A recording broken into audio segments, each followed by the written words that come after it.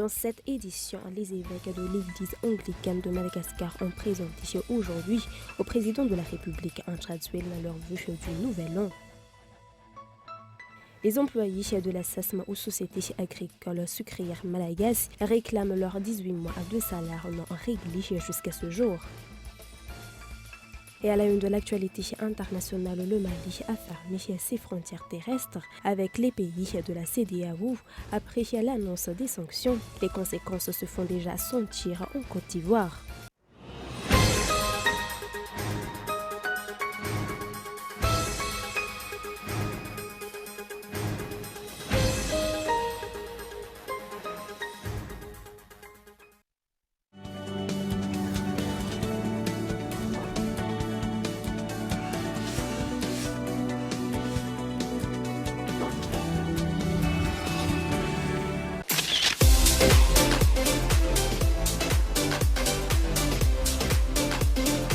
Connexion RTL, Moonlight. Vivez l'Internet by RTL, le réseau des smartphones. Téléchargez l'application MyRTL ou tapez étoile 100 étoile 3 dièse pour profiter de nos produits et services. RTL.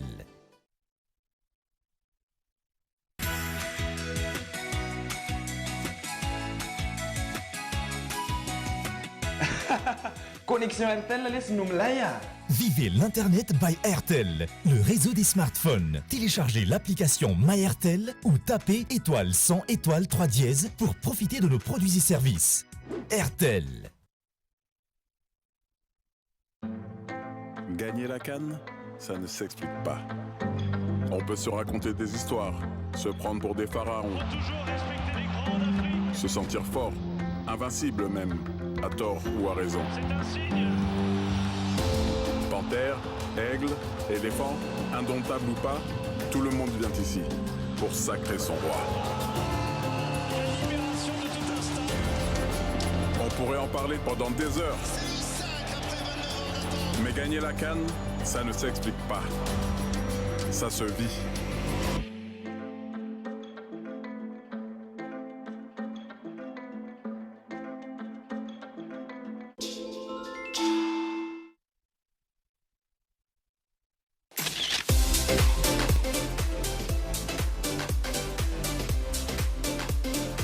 Connexion RTL, Moonlight. Vivez l'Internet by RTL, le réseau des smartphones. Téléchargez l'application MyRTL ou tapez étoile 100 étoile 3 dièse pour profiter de nos produits et services. RTL.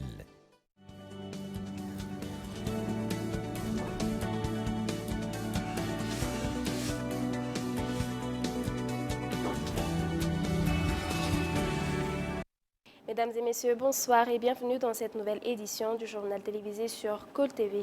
À la une de l'actualité, les évêques de l'Église anglicane de Madagascar ont présenté aujourd'hui au président de la République Andrzej leur vœu du nouvel an.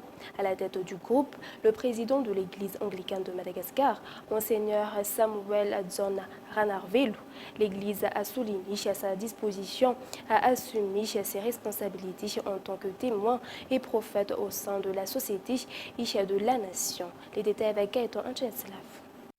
Les évêques de la communion anglicane de Madagascar ont présenté cet après-midi à Iavlou leur vœu du nouvel an au président de la République. Les situations dans les différentes régions du pays ont été abordées lors de cette cérémonie. D'après les évêques, il est de leur responsabilité en tant que prophète de conseiller et d'instruire le gouvernement. L'Église anglicane a également souligné qu'il est de son devoir et de sa responsabilité de présenter en tant que témoin et prophète. L'Église et l'État sont liés. Cela dit, chacun leur responsabilité. Par ailleurs, les chefs religieux n'ont pas manqué de rapporter au président de la République la situation dans laquelle la population vit actuellement. Demande d'explication concernant la suspension de l'octroi des permis d'exploitation minière vont se durcir. Outre le suivi de cette affaire auprès du ministère de tutelle, un comité de relance du secteur minier va être mis en place selon la Fédération minière de Madagascar. Les détails avec Yves Richard. Le secteur minier est en crise. Cela fait plus de 10 ans que la délivrance des permis d'exploitation a été suspendue et que l'on attend l'adoption du code minier. D'après les rapports du ministère des Mines et des Ressources stratégiques et de la Banque africaine de développement en 2019, les préjudices subis par le million de petits exploitants que compte le secteur vont aller en s'amplifiant. C'est pour cette raison que les différentes solutions apportées pour le secteur des mines doivent être suivies de près.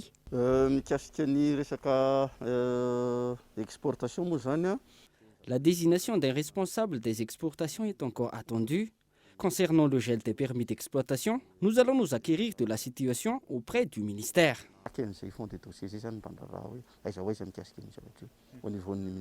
Outre le suivi de cette affaire auprès du ministère de tutelle, un comité de relance du secteur minier va être mis en place d'après la Fédération minière de Madagascar. L'objectif est de revitaliser le secteur des mines du pays.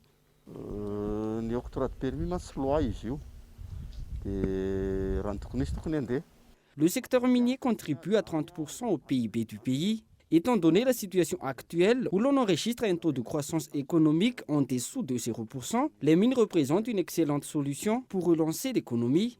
Nous allons mettre en place le comité de relance du secteur des mines pour raviver ce secteur.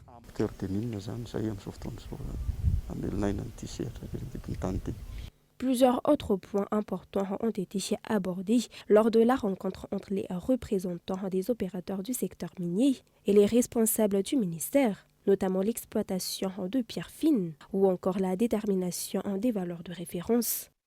Et comme il a été annoncé dans les titres, les employés de la SASM ou Société agricole sucrière malagasy réclament leurs 18 mois de salaire non réglés jusqu'à ce jour. Les salariés de cette entreprise de Marmami à Brickaville ont déjà suivi plusieurs étapes pour revendiquer leurs dû, mais sans aucun résultat jusqu'ici. Les détails dans ce reportage. Hier, les employés de la SASMA ou Société agricole sucrière malagasy ont bondi leur banderole devant l'entrée de l'entreprise pour réclamer leur salaire. Plusieurs étapes dans la revendication ont déjà été franchies, mais sans succès. Voilà plus d'un an qu'ils n'ont pas reçu leur rémunération, malgré les promesses faites par les gérants de la société. Ce n'est pas acceptable, crient les salariés. Cela fait trop longtemps que nous souffrons. Auparavant, les responsables nous ont déjà promis le règlement de nos salaires, mais nous n'avons rien obtenu jusqu'ici. Les employés saisonniers journaliers n'ont pas été rémunérés depuis 10 mois. Les autres n'ont pas reçu de salaire depuis 18 mois. Nous revendiquons nos droits. Pour rappel, le 2 septembre 2020, le président de la République Andry Rajoelina a visité Marmami, le lieu d'emplacement de l'entreprise sucrière SASM. Le chef de l'État a assisté à l'inauguration de cette société. La SASM a remplacé l'ancienne usine sucrière de la région, cette dernière ayant croulé sous ses 20 ans de problèmes de gestion.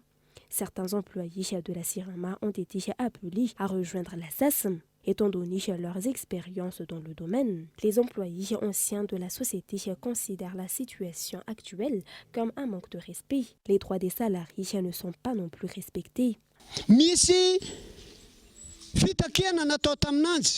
Étant donné nos expériences, nous avons été chargés d'aider cette entreprise à se lancer. Maintenant, on nous renvoie vers la société Sirama sans que l'on nous donne nos rémunérations.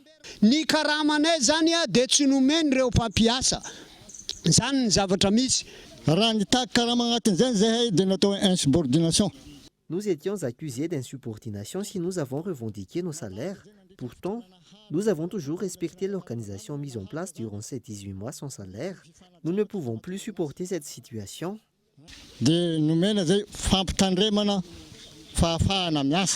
Après l'ouverture de la SASM en 2020, la production ne correspondait pas aux objectifs de l'entreprise, selon les employés.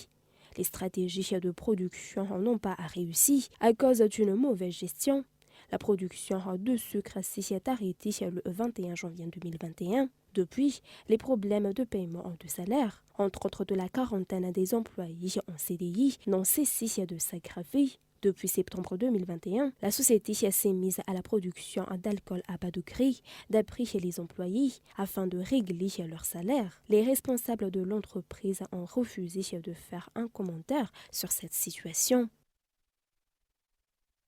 Et un tout autre sujet, le stock de médicaments à Madagascar est suffisant. Les pharmaciens demandent la coopération des médecins et des patients à se consentir à l'organisation qu'ils ont déjà mis en place, notamment dans la proposition de médicaments équivalents en cas de non-disponibilité des médicaments inscrits sur l'ordonnance. Les détails avec Michel Arnardson. Le stock de médicaments à Madagascar est toujours suffisant, malgré la propagation de l'épidémie de Covid-19. Cela dit, les pharmaciens demandent la coopération des médecins et des patients dans l'organisation qu'ils ont mis en place.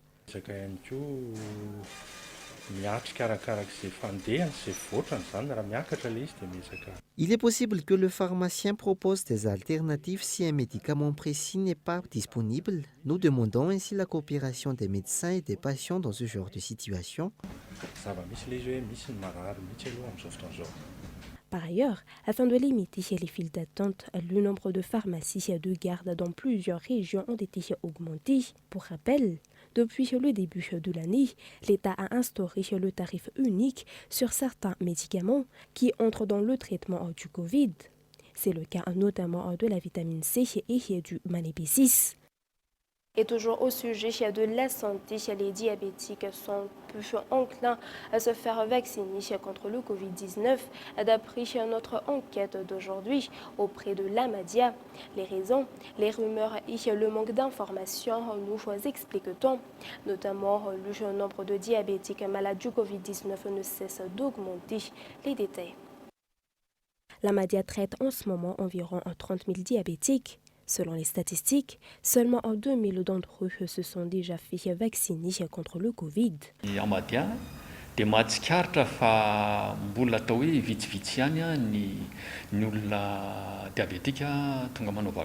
Nous remarquons que peu de personnes diabétiques se font vacciner contre le Covid. La plupart d'entre eux se disent ne pas être convaincus par les vaccins. Le pire, c'est qu'ils préfèrent se fier aux rumeurs plutôt qu'aux messages des médecins. Pourtant, ce sont les personnes qui souffrent de maladies chroniques, notamment les diabétiques, qui doivent se vacciner en priorité.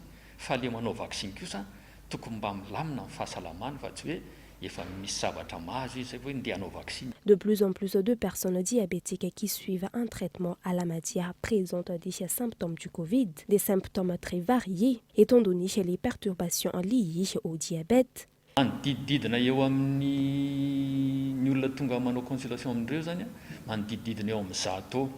Parmi les centaines de personnes venues pour les consultations, entre 10 et 20 présentent des symptômes du Covid.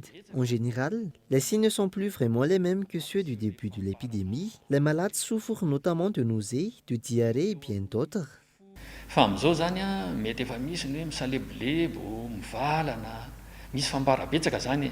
Il est à rappeler que les diabétiques sont considérés comme vulnérables face au Covid-19.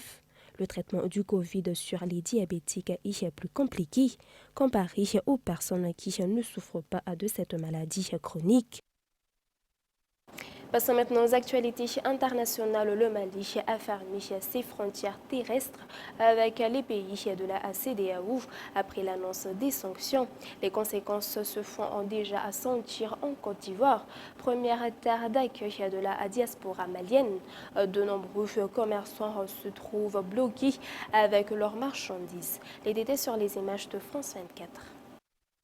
Aux alentours du port d'Abidjan, les bordures de voies servent de parking de fortune pour camions transporteurs. Ici, les sanctions de la CEDEAO contre le Mali font déjà leurs premières victimes. Depuis la fermeture des frontières de la sous-région, plusieurs camions à destination de ce pays sahélien enclavé sont à l'arrêt. Difficile d'en estimer le nombre exact, mais sur place, la frustration se lit sur le visage de nombreux chauffeurs. En fait, on nous avait dit que les premières nécessités ne sont pas dedans. Mais ce qui est sûr, moi, personnellement, j'ai chargé du riz. Mais ici, toujours arrêté avec mon riz. Moi, je ne sais pas ce qui ne va pas. On charge des 300 camions, 200 camions, 100 camions souvent d'habitude. Mais dans ces 2 derniers temps-là, on ne charge rien, on ne gagne rien pour charger. Ça fait que là, ce que nous-mêmes on gagne, on n'arrive pas à gagner aussi. Direction le marché d'Adjamé, un hub marchand où opère une forte communauté de commerçants maliens. Mamadou gère ce magasin familial de vente de tissus depuis plus de 10 ans. Il craint désormais de ne parvenir à écouler ses stocks. Les plus grossistes même, c'est au Mali. Ils viennent charger les gros camions. Aller là, maintenant, là, tout est garé. On a des commandes même qui s'étaient déjà passées au Mali qui sont bloquées maintenant.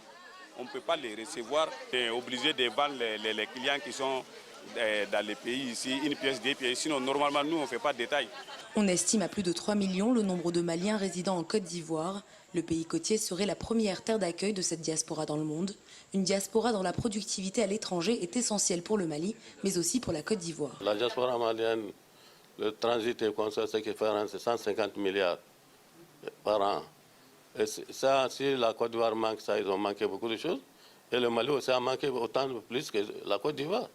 Donc ça n'intéresse pas personne.